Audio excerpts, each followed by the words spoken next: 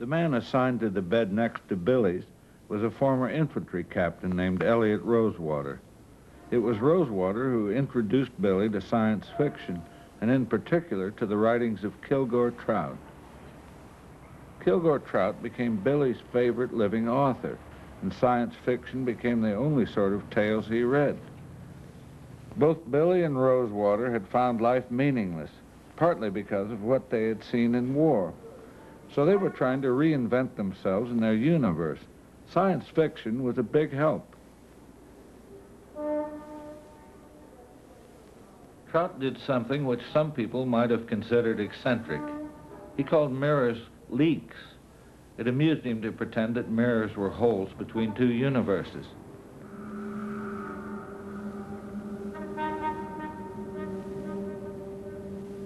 If he saw a child near a mirror, he might wag his finger at that child warningly and say with great solemnity, "Don't get too near that leak. You wouldn't want to wind up in some other universe, would you?"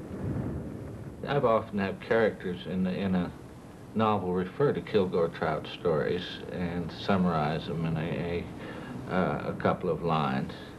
There's one idea I had that I wanted to put in a book was about this. It was about death and loss and all that, and there's this Earthling expedition way the hell out in space exploring, and the chaplain calls the guy in to tell him that there's bad news from home, and tries to find out, first whether the dog died and whether his sister died, is it mom or pop, and no, it's your whole galaxy.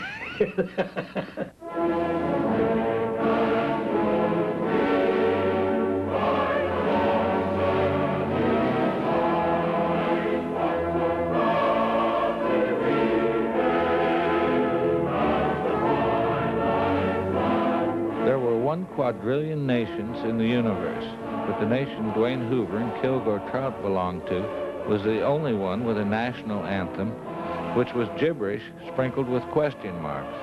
Here is what their flag looked like. Trout's employers had no idea that he was a writer. No reputable publisher had ever heard of him, for that matter, even though he had written 117 novels and 2,000 short stories by the time he met Dwayne. He got names and addresses of publishers from magazines devoted to the writing business. He thus got in touch with a firm which published hardcore pornography in Los Angeles, California. They used his stories to give bulk to books and magazines of salacious pictures, and the titles were often changed. Pan-Galactic Straw Boss, for example, became Mouth Crazy. Swinger parties. To Trout. No, to Trot. Now it can be told by Kilgore Trout. Forbidden Library. This is it. He wished to arrive in Midland City as the dirtiest of old men. He was supposed to take part in a symposium out there entitled The Future of the American Novel in the Age of McLuhan. He wished to say at the symposium, Does this McLuhan, whoever he is, have anything to say about the relationship between wide-open beavers and the sales of books?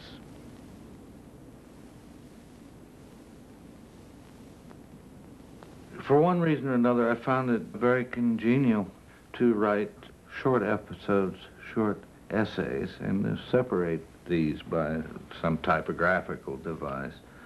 How this came to be, I don't know.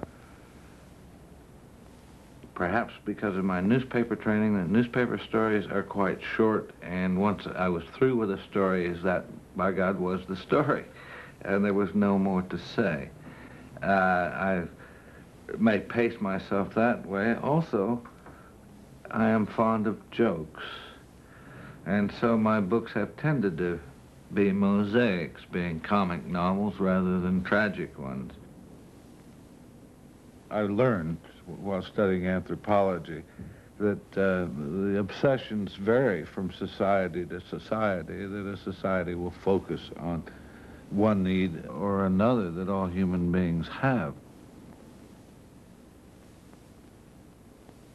And so I imagined a society where the emphasis was on food, and of course the world is full of such societies right now.